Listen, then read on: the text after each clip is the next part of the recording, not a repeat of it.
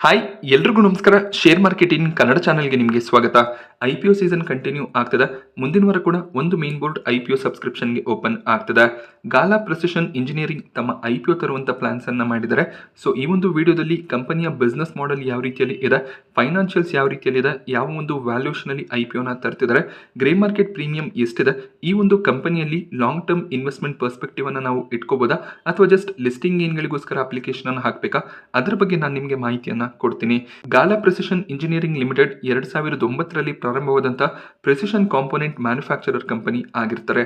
ಇವರು discs, strip springs, coil, spiral springs ಈ ರೀತಿಯಲ್ಲಿ ಪ್ರಾಡಕ್ಟ್ಸ್ ಗಳನ್ನ ಮ್ಯಾನುಫ್ಯಾಕ್ಚರ್ ಮಾಡ್ತಾರೆ. ಇದರ ಜೊತೆಯಲ್ಲಿ ಸ್ಪೆಷಲ್ ಫಾಸ್ಟ್ನಿಂಗ್ ಸೊಲ್ಯೂಷನ್ ಅನ್ನು ಕೂಡ ಪ್ರೊವೈಡ್ ಮಾಡ್ತಾರೆ. ಇವರು ಮ್ಯಾನುಫ್ಯಾಕ್ಚರ್ ಮಾಡುವಂತ ವೆರೈಟಿ ಆಫ್ ಪ್ರಾಡಕ್ಟ್ಸ್ ಏನಿದೆ ಅದನ್ನ ಇವರು ಒರಿಜಿನಲ್ ಎಕ್ವಿಪ್ಮೆಂಟ್ ಮ್ಯಾನುಫ್ಯಾಕ್ಚರರ್ಸ್ ಗಳಿಗೆ ಸಪ್ಲೈ ಮಾಡ್ತಾರೆ. ಈ OEMs ಗಳು ಮೇಜರ್ ಆಗಿ ಆಟೋಮೋಟಿವ್ ಮತ್ತೆ ರೈಲ್ವೆ ಕಂಪನೀಸ್ ಆಗಿರುತ್ತೆ. ಅದರ ಜೊತೆಯಲ್ಲಿ infrastructure related companies, general engineering companies ಮತ್ತೆ ಮೊಬಿಲಿಟಿ ಸೆಗ್ಮೆಂಟ್ ಅಲ್ಲಿ ಕೆಲಸ ಮಾಡುವಂತಹ ಕಂಪನೀಸ್ಗೂ ಕೂಡ ಇವರು ತಮ್ಮ ಪ್ರಾಡಕ್ಟ್ಸ್ ಗಳನ್ನ ಸಪ್ಲೈ ಮಾಡ್ತಾರೆ. ಹಾಗೆ ಇವರು ತಮ್ಮ ಪ್ರಾಡಕ್ಟ್ಸ್ ಗಳನ್ನ 25ಕ್ಕೂ ಹೆಚ್ಚಿನ ದೇಶಗಳಿಗೆ ಎಕ್ಸ್ಪೋರ್ಟ್ ಕೂಡ ಮಾಡ್ತಾರೆ. ಎಕ್ಸ್ಪೋರ್ಟ್ ನಿಂದನೇ 40% ರೆವೆನ್ಯೂಸ್ ಅನ್ನ ಕಂಪನಿ ಜನರೇಟ್ ಮಾಡ್ತಿದೆ. ಆಕ್ಟಿವ್ 175 ಕ್ಲೈಂಟ್ಸ್ ಗಳನ್ನ ಕಂಪನಿ ಹೊಂದಿದ್ದಾರೆ.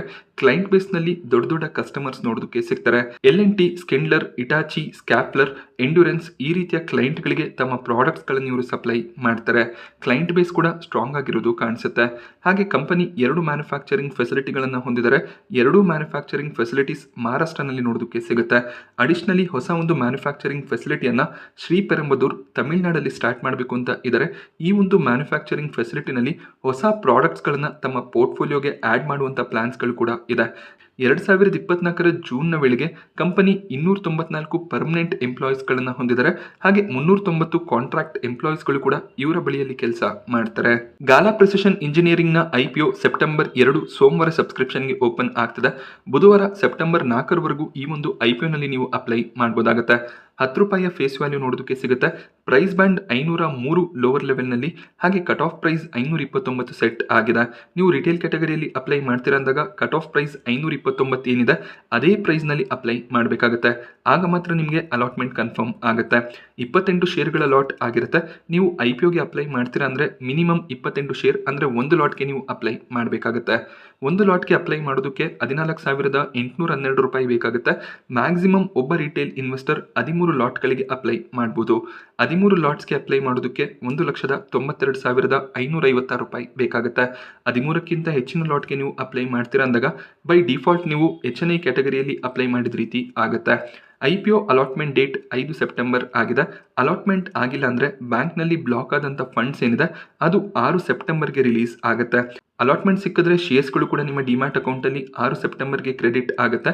IPO ಲಿಸ್ಟಿಂಗ್ ಡೇಟ್ ಸೋಮವಾರ 9 ಸೆಪ್ಟೆಂಬರ್ ಆಗಿದೆ. ಗಾಲಾ ಪ್ರೆಸಿಷನ್ ಇಂಜಿನಿಯರಿಂಗ್ ಲಿಮಿಟೆಡ್ ನ ಫಿನಾನ್ಷಿಯಲ್ಸ್ ಅನ್ನ ಅಬ್ಸರ್ವ್ ಮಾಡಿದಾಗ ಕಂಪನಿಯ ಅಸೆಟ್ ನಲ್ಲಿ ಒಳ್ಳೆ ಒಂದು ಗ್ರೋತ್ ಇಯರ್ ಆನ್ ಇಯರ್ ನೋಡೋದಕ್ಕೆ ಸಿಕ್ಕಿದೆ. ಅದೇ ರೀತಿಯಲ್ಲಿ ರೆವೆನ್ಯೂಸ್ ಕೂಡ ಇಯರ್ ಆನ್ ಇಯರ್ ಇನ್ಕ್ರೀಸ್ ಆಗಿದೆ. 2022ರ ಫಿನಾನ್ಷಿಯಲ್ ಇಯರ್ ನಲ್ಲಿ 6 ಕೋಟಿಯಷ್ಟು ಪ್ರಾಫಿಟ್ಸ್ ಅನ್ನ ಡಿಕ್ಲೇರ್ ಮಾಡಿದ್ರು. ಇದು 4 ಕ್ವಾರ್ಟರ್ಗಳ ಪ್ರಾಫಿಟ್ ಡೀಟೇಲ್ಸ್ ಆಗಿರುತ್ತೆ. ಹಾಗೆ 2023ರ ಫಿನಾನ್ಷಿಯಲ್ ಇಯರ್ ನಲ್ಲಿ ಪ್ರಾಫಿಟ್ ಜಂಪ್ ಆಗಿದೆ. 24 ಕೋಟಿಯಷ್ಟು ಪ್ರಾಫಿಟ್ಸ್ ಅನ್ನ ಡಿಕ್ಲೇರ್ ಮಾಡಿದ್ದಾರೆ. ಬಟ್ ಮತ್ತೆ 2024ರ ಫಿನಾನ್ಷಿಯಲ್ ಇಯರ್ ನಲ್ಲಿ ಕೇವಲ 22 ಕೋಟಿಯ ಪ್ರಾಫಿಟ್ ಡಿಕ್ಲೇರ್ ಆಗ್ತದೆ. ಕಳೆದ 2 ಫಿನಾನ್ಷಿಯಲ್ ಇಯರ್ ಗಳಲ್ಲಿ ಅರೌಂಡ್ 22-23 ಕೋಟಿಯಷ್ಟು ಪ್ರಾಫಿಟ್ಸ್ ಅನ್ನ 4 ಕ್ವಾರ್ಟರ್ಗಳಲ್ಲಿ ಡಿಕ್ಲೇರ್ ಮಾಡಿದ್ದಾರೆ. ಒಂದು ಸಣ್ಣ ಸೈಜ್ ನ ಕಂಪನಿ ಆಗಿರುತ್ತೆ. ಆದ್ರಿಂದ ನಮಗೆ ಪ್ರಾಫಿಟ್ ಫಿಗರ್ಸ್ ಕೂಡ ಕಡಿಮೆನೆ ಕಾಣಿಸುತ್ತೆ. ಕಂಪನಿಯ ಬಾರೋಯಿಂಗ್ಸ್ 55 ಕೋಟಿ ಅರೌಂಡ್ ಅಲ್ಲಿ ನೋಡೋದಕ್ಕೆ ಸಿಗ್ತದೆ. ಓವರ್ ಆಲ್ ಒಳ್ಳೆ ಒಂದು ಫಿನಾನ್ಷಿಯಲ್ಸ್ ಅಂತಾನೆ ಕನ್ಸಿಡರ್ ಆಗುತ್ತೆ. ಟೋಟಲ್ IPO ಇಶ್ಯೂ ಸೈಜ್ ಕೂಡ ತುಂಬಾನೇ ಸಣ್ಣದಾಗಿದೆ. 167 ಕೋಟಿಯ IPO ಇಶ್ಯೂ ಸೈಜ್ ಇರುತ್ತೆ.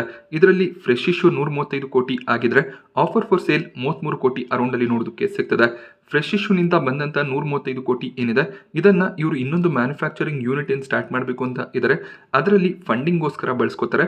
ಹಾಗೆ ಆಫರ್ ಫಾರ್ ಸೇಲ್ ನಲ್ಲಿ ಎಕ್ಸಿಸ್ಟಿಂಗ್ ಪ್ರಮೋಟರ್ಸ್ ಮತ್ತೆ ಶೇರ್ ಹೋಲ್ಡರ್ಸ್ ಗಳು ತಮ್ಮ ಶೇರ್ಸ್ ಗಳನ್ನ ಸೆಲ್ ಮಾಡ್ತಾರೆ. ಈ ಆಫರ್ ಫಾರ್ ಸೇಲ್ ನಿಂದ ಬರುವಂತ ಅಮೌಂಟ್ ಏನಿದೆ ಅದನ್ನ ಕಂಪನಿ ಯಾವುದೇ ರೀತಿಯಲ್ಲಿ ಡೆವಲಪ್ಮೆಂಟ್ ನಲ್ಲಿ ಬಳಸೋದಿಲ್ಲ. ಅದು ಎಕ್ಸಿಸ್ಟಿಂಗ್ ಶೇರ್ ಹೋಲ್ಡರ್ಸ್ ಗಳಿಗೆ ಹೋಗುತ್ತೆ. ಸಣ್ಣ ಸೈಜ್ ನ IPO ಆಗಿರೋದ್ರಿಂದ ಮಲ್ಟಿಪಲ್ ಡಿಮ್ಯಾಟ್ ಅಕೌಂಟ್ ಗಳಿಂದ ಅಪ್ಲಿಕೇಶನ್ ಅನ್ನು ಹಾಕಬೇಕಾಗುತ್ತೆ.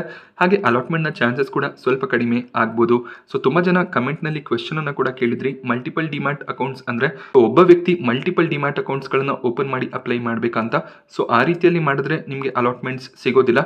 ಬೇರೆ ಬೇರೆ ಪ್ಯಾನ್ ಇರಬೇಕಾಗುತ್ತೆ. ಅಂದ್ರೆ ನಿಮ್ಮ ಫ್ಯಾಮಿಲಿ ಮೆಂಬರ್ಸ್ ನ ಹೆಸರಿನಲ್ಲಿ ಡಿಮ್ಯಾಟ್ ಅಕೌಂಟ್ಸ್ ಇರಬೇಕಾಗುತ್ತೆ. ಆಗ ಅಲಾಟ್ಮೆಂಟ್ ನ ಚಾನ್ಸಸ್ ಸ್ವಲ್ಪ ಇನ್ಕ್ರೀಸ್ ಆಗುತ್ತೆ. ಹಾಗೆ ಯಾರ್ಯಾರಿಗೆ ಎಷ್ಟೆಷ್ಟು ಶೇರ್ಗಳನ್ನು ಆಫರ್ ಮಾಡ್ತಿದ್ದಾರೆ ಅಂತ ಅಬ್ಸರ್ವ್ ಮಾಡಿದಾಗ QIB ಕ್ಯಾಟಗರಿಯಲ್ಲಿ 50% ಆಫರ್ ಇರುತ್ತೆ. ರಿಟೇಲ್ ಕ್ಯಾಟಗರಿಯಲ್ಲಿ 35% ಆಫರ್ ಅನ್ನ ಮಾಡ್ತಿದ್ದಾರೆ. ಸಣ್ಣ ಸೈಜ್ನ IPO ಆಗಿರೋದ್ರಿಂದ ಎಲ್ಲ ಕ್ಯಾಟಗರಿಗಳಲ್ಲಿ ತುಂಬಾನೇ ಒಳ್ಳೆ ಸಬ್ಸ್ಕ್ರಿಪ್ಷನ್ ಬರುವಂತ ಚಾನ್ಸಸ್ ಇರುತ್ತೆ. ಹಾಗೆ ಓವರ್ ಸಬ್ಸ್ಕ್ರಿಪ್ಷನ್ ಫಿಗರ್ಸ್ ಕೂಡ ಜಾಸ್ತಿ ಆಗ್ಬೋದು. ಗಾಲಾ ಪ್ರಿಸಿಷನ್ ಇಂಜಿನಿಯರಿಂಗ್ನ ವ್ಯಾಲ್ಯೂಷನ್ಸ್ ಅನ್ನು ಅಬ್ಸರ್ವ್ ಮಾಡಿದಾಗ 529 ಕಟ್ ಆಫ್ ಪ್ರೈಸ್ ಅನ್ನ ಕಂಪನಿಯನ್ನು ಸೆಟ್ ಮಾಡಿದರೆ. ಈ ಒಂದು ಪ್ರೈಸ್ ನಲ್ಲಿ ಟೋಟಲ್ ಮಾರ್ಕೆಟ್ ಕ್ಯಾಪ್ 670 ಕೋಟಿ ಅರೌಂಡ್ ಅಲ್ಲಿ ನೋಡೋದಕ್ಕೆ ಸಿಗುತ್ತೆ. ಇದೊಂದು ಮೈಕ್ರೋ ಕ್ಯಾಪ್ ನ ಕಂಪನಿ ಆಗಿರುತ್ತೆ. ಅರ್ನಿಂಗ್ ಪರ್ ಶೇರ್ 22 ರೂಪಾಯಿ ನೋಡೋದಕ್ಕೆ ಸಿಗ್ತದೆ. 23-24 PE ಯಲ್ಲಿ ಮಾರ್ಕೆಟ್ ನಲ್ಲಿ ಲಿಸ್ಟ್ ಆಗಬೇಕು ಅಂತ ಇದ್ದಾರೆ. ಇಂಡಸ್ಟ್ರಿ PE 40 ಅರೌಂಡ್ ಅಲ್ಲಿ ನೋಡೋದಕ್ಕೆ ಸಿಗುತ್ತೆ. ಸೊ ಈ ಒಂದು ಕಂಪನಿ ಕೆಲಸ ಮಾಡ್ತಿರುವಂತ ಇಂಡಸ್ಟ್ರಿಯ ಆವರೇಜ್ PE 40 ಅರೌಂಡ್ ಅಲ್ಲಿ ಇದೆ. ಸೊ ಇವರು ಒಳ್ಳೆ ಒಂದು ವ್ಯಾಲ್ಯೂಷನ್ ಅಲ್ಲಿ IPO ನ ತರ್ತಿದ್ದಾರೆ. ROE ROC ಕೂಡ ಸ್ಟ್ರಾಂಗ್ ಆಗಿ ಕಾಣಿಸುತ್ತೆ. ಕಂಪನಿಯ ಡೆಟ್ ಟು ಇಕ್ವಿಟಿ ಸ್ವಲ್ಪ ಜಾಸ್ತಿ ಕಾಣಿಸ್ತಿದೆ. ಗಾಲಾ ಪ್ರಿಸಿಷನ್ ಇಂಜಿನಿಯರಿಂಗ್ ನ ಪೀರ್ ಕಂಪ್ಯಾರಿಸನ್ ಅಂದ್ರೆ ಕಾಂಪಿಟೇಟರ್ಸ್ ಅನ್ನ ಅಬ್ಸರ್ವ್ ಮಾಡಿದಾಗ ಹರ್ಷಾ ಇಂಜಿನಿಯರ್ಸ್, SKF ಇಂಡಿಯಾ, ಸುಂದರಂ ಫಾಸ್ಟ್ನರ್ಸ್, ರೋಲೆಕ್ಸ್ ರಿಂಗ್ಸ್ ಈ ರೀತಿಯಲ್ಲಿ ಸಾಕಷ್ಟು ಕಾಂಪಿಟೇಟರ್ಸ್ ನೋಡೋದಕ್ಕೆ ಸಿಗ್ತಾರೆ. ಈ ಕಾಂಪಿಟೇಟರ್ಸ್ ಗಳು 45-50 PE ಯಲ್ಲಿ ಟ್ರೇಡ್ ಆಗ್ತಿದ್ದಾರೆ. ಸ್ಟರ್ಲಿಂಗ್ ಟೂಲ್ಸ್ ಮತ್ತೆ ರತ್ನವೀರ್ ಪ್ರಿಸಿಷನ್ ಇಂಜಿನಿಯರಿಂಗ್ 25 PE ಯಲ್ಲಿ ಟ್ರೇಡ್ ಆಗ್ತಿದೆ. ಗಾಲಾ ಪ್ರಿಸಿಷನ್ ಇಂಜಿನಿಯರಿಂಗ್ ಗೆ ಕಂಪೇರ್ ಮಾಡಿದಾಗ ಸ್ಟರ್ಲಿಂಗ್ ಟೂಲ್ಸ್ ಮತ್ತೆ ರತ್ನವೀರ್ ಪ್ರಿಸಿಷನ್ ಒಳ್ಳೆ ಒಂದು ವ್ಯಾಲ್ಯೂಷನ್ ಅಲ್ಲಿ ಟ್ರೇಡ್ ಆಗ್ತಿದ್ದಾರೆ. ಮಿಕ್ಕ ಕಾಂಪಿಟೇಟರ್ಸ್ ಗಳು ಹೈಯರ್ PE ಯಲ್ಲಿ ಟ್ರೇಡ್ ಆಗ್ತಿದ್ದಾರೆ.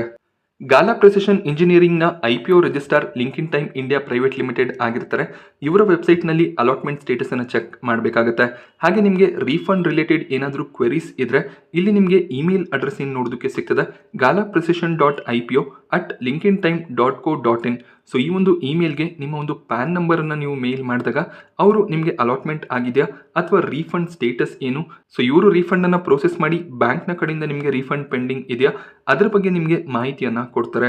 ಸೊ ನಿಮ್ಮ ರೀಫಂಡ್ ರಿಲೇಟೆಡ್ ಏನಾದರೂ ಕ್ವೆರೀಸ್ ಇದ್ರೆ ಅದನ್ನ ನೀವು ಮೊದಲು ಈ ಒಂದು ಇಮೇಲ್ ಐಡಿಗೆ ಮೇಲನ್ನು ಮಾಡಿ ಕ್ಲಾರಿಫೈ ಮಾಡ್ಕೋಬೇಕಾಗತ್ತೆ. ಅದಾದ್ಮೇಲೆ ನೀವು ನಿಮ್ಮ ಬ್ಯಾಂಕ್ ಅನ್ನ ರೀಚ್ ಔಟ್ ಮಾಡಬಹುದು. ಸೊ ಕೊನೆಯದಾಗಿ ಎಷ್ಟು ಗ್ರೇ ಮಾರ್ಕೆಟ್ ಪ್ರೀಮಿಯಂ ನಡೀತಿದೆ ಈ ಒಂದು IPO ನಲ್ಲಿ ಅಪ್ಲಿಕೇಶನ್ ಅನ್ನ ಹಾಕಬಹುದು ಅಂತ ನಾವು ಅಬ್ಸರ್ವ್ ಮಾಡಿದಾಗ 240 ರೂಪಾಯಿಯ ಪ್ರೀಮಿಯಂ ನೋಡೋದಕ್ಕೆ ಸಿಗ್ತದೆ. ಕಂಪನಿ ಸೆಟ್ ಮಾಡಿರುವಂತಹ ಪ್ರೈಸ್ 529 ಆಗಿರುತ್ತೆ. ಸೊ 45% ಲಿಸ್ಟಿಂಗ್ ಗೇನ್ ಎಕ್ಸ್ಪೆಕ್ಟೇಷನ್ ಇದೆ. ಇದೇ ರೀತಿಯಲ್ಲಿ ಪ್ರೀಮಿಯಂ ಕೊನೆ ದಿನದವರೆಗೂ ಕಂಟಿನ್ಯೂ ಆದ್ರೆ ಖಂಡಿತವಾಗ್ಲೂ ಅಪ್ಲಿಕೇಶನ್ ಅನ್ನು ಹಾಕಬಹುದಾಗುತ್ತೆ. 50% ನ ಲಿಸ್ಟಿಂಗ್ ಗೇನ್ಸ್ ಒಳ್ಳೆ ಒಂದು ಲಿಸ್ಟಿಂಗ್ ಗೇನ್ಸ್ ಆಗಿರುತ್ತೆ. ಹಾಗೆ ಮೀಡಿಯಂ ಟರ್ಮ್ಗೆ ಈ ಒಂದು IPO ನಲ್ಲಿ ಇನ್ವೆಸ್ಟ್ಮೆಂಟ್ ಅನ್ನ ಮಾಡಬಹುದಾಗುತ್ತೆ. ಕಂಪನಿ ಒಳ್ಳೆ ಒಂದು ಫಿನಾನ್ಷಿಯಲ್ಸ್ ಅನ್ನ ಹೊಂದಿದ್ದಾರೆ. ಒಳ್ಳೆ ಒಂದು ವ್ಯಾಲ್ಯೂಷನ್ ಅಲ್ಲಿ IPO ನ ತರ್ತಿದ್ದಾರೆ. ಕಾಂಪಿಟೇಟರ್ಸ್ ಗಳಿಗೆ ಕಂಪೇರ್ ಮಾಡಿದಾಗ ಸೊ ವ್ಯಾಲ್ಯೂಷನ್ ಜಸ್ಟಿಫೈ ಆಗ್ತದೆ. ಹಾಗೆ ಕಂಪನಿ ಮುಂದಿನ ದಿನಗಳಲ್ಲಿ ಒಳ್ಳೆ ಒಂದು ಪ್ರಾಫಿಟ್ಸ್ ಅನ್ನ ಡಿಕ್ಲೇರ್ ಮಾಡ್ತಾ ಹೋದ್ರೆ ಒಳ್ಳೆ ಒಂದು ವ್ಯಾಲ್ಯೂಷನ್ ಆಗಿ ಕನ್ಸಿಡರ್ ಆಗುತ್ತೆ. ಹಾಗೆ ಇನ್ನೊಂದು ಮ್ಯಾನುಫ್ಯಾಕ್ಚರಿಂಗ್ ಯೂನಿಟ್ ಅನ್ನು ಕೂಡ ಸ್ಟಾರ್ಟ್ ಮಾಡ್ತಿದ್ದಾರೆ. ಸೊ ಕೆಪಾಸಿಟಿ ಕೂಡ ಇನ್ಕ್ರೀಸ್ ಆಗುತ್ತೆ. ಹೊಸ ಪ್ರಾಡಕ್ಟ್ಸ್ ಗಳನ್ನ ಪೋರ್ಟ್ಫೋಲಿಯೋಗೆ ಆಡ್ ಮಾಡುವಂತ ಪ್ಲಾನ್ಸ್ ಗಳು ಕೂಡ ಇದೆ. ಕ್ಲೈಂಟ್ ಬೇಸ್ ಕೂಡ ಸ್ಟ್ರಾಂಗ್ ಆಗಿ ಕಾಣಿಸ್ತಿದೆ. ಆ ಒಂದು ರೀಸನ್ ಇಂದ ಒಂದೆರಡು ಕ್ವಾರ್ಟರ್ ನೀವು ರಿಸಲ್ಟ್ ಅನ್ನ ಅಬ್ಸರ್ವ್ ಮಾಡಿ ಶೇರ್ಸ್ ಗಳನ್ನ ಕಂಟಿನ್ಯೂ ಮಾಡಬಹುದಾಗುತ್ತೆ. ಮೈಕ್ರೋ ಕ್ಯಾಪ್ ನ ಕಂಪನಿ ಆಗಿರೋದ್ರಿಂದ ಗ್ರೋತ್ ನ ಪ್ರಾಸ್ಪೆಕ್ಟಿವ್ಸ್ ಕೂಡ ಇರುತ್ತೆ. ಆದ್ರಿಂದ ಒಳ್ಳೆ ಒಂದು ಕ್ವಾರ್ಟರ್ಲಿ ರಿಸಲ್ಟ್ ಮುಂದಿನ 2-3 ಕ್ವಾರ್ಟರ್ ನೋಡೋದಕ್ಕೆ ಸಿಕ್ಕಿದ್ರೆ ಲಾಂಗ್ ಟರ್ಮ್ ಸ್ಟಾಕ್ ಆಗಿ ಕೂಡ ನಿಮ್ಮ ಪೋರ್ಟ್ಫೋಲಿಯೋನಲ್ಲಿ ನೀವು ಕಂಟಿನ್ಯೂ ಮಾಡಬಹುದಾಗುತ್ತೆ. ಸೊ ನಾನಿವತ್ತು ನಿಮಗೆ ಗಾಲಾ ಪ್ರಿಸಿಷನ್ ಇಂಜಿನಿಯರಿಂಗ್ IPO ಬಗ್ಗೆ ಕೊಟ್ಟಂತ ಇನ್ಫಾರ್ಮೇಷನ್ ಇಷ್ಟ ಆದರೆ ವಿಡಿಯೋನ ಲೈಕ್ ಮಾಡಿ. ಹಾಗೆ ನೀವು ಇನ್ನೂ ಚಾನಲ್ಗೆ ಸಬ್ಸ್ಕ್ರೈಬ್ ಮಾಡ್ಕೊಂಡಿಲ್ಲ ಅಂದರೆ ದಯವಿಟ್ಟು ಸಬ್ಸ್ಕ್ರೈಬ್ ಮಾಡ್ಕೊಳ್ಳಿ. ಇದೇ ರೀತಿಯ IPO ರಿವ್ಯೂಸ್ ಮತ್ತು ಮಾರ್ಕೆಟ್ ಅಪ್ಡೇಟ್ಸನ್ನು ರೆಗ್ಯುಲರ್ ಆಗಿ ನಾನು ನಿಮಗೆ ಪ್ರೊವೈಡ್ ಮಾಡ್ತಿರ್ತೀನಿ.